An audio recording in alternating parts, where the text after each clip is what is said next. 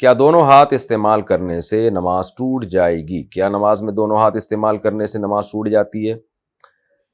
دیکھیں، نماز میں کم سے کم حرکت کرنی چاہیے، وہ بھی جب ضرورت ہو اور جتنی ضرورت ہو۔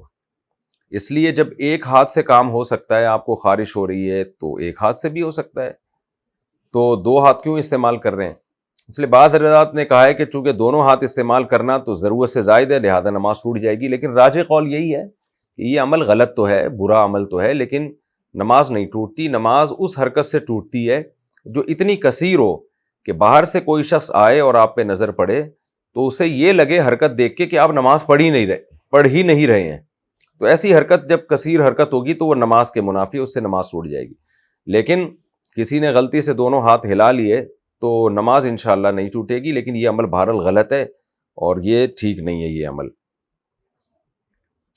دوسروں کی کیاری سے پھل پھول توڑنا، کیا کسی کے گھر میں جو باہر کیاریاں لگی ہوتی ہیں اگر ہم اس سے پھل پھول ٹہنیاں وغیرہ توڑ کر خود رکھ سکتے ہیں؟ اس میں کوئی گناہ تو نہیں ہے؟ بھائی اس کی اجازت ہے تو ٹھیک ہے، اجازت نہیں ہے تو ٹھیک نہیں ہے۔ بعض دفعہ ایک آدھ پھل نیچے گر گیا، اس پہ مالک کو کوئی اعتراض ہوتا نہیں ہے، اب بیر کی بیری لگی ہوئی ہے اور اس میں چند بیر نیچے گر گئے، آپ نے اٹھا کے کھا لیے، تو ایسے موقع پہ عام طور پر مالک کو کوئی اعتراض نہیں ہوتا۔ بعض دفعہ نیم کا درخت ہوتا ہے، آپ ایک ٹہنی توڑ لیتے ہیں مسواک کرنے کے لیے، تو عام طور پہ مالک کو کوئی اعتراض نہیں ہوتا ان چیزوں پہ۔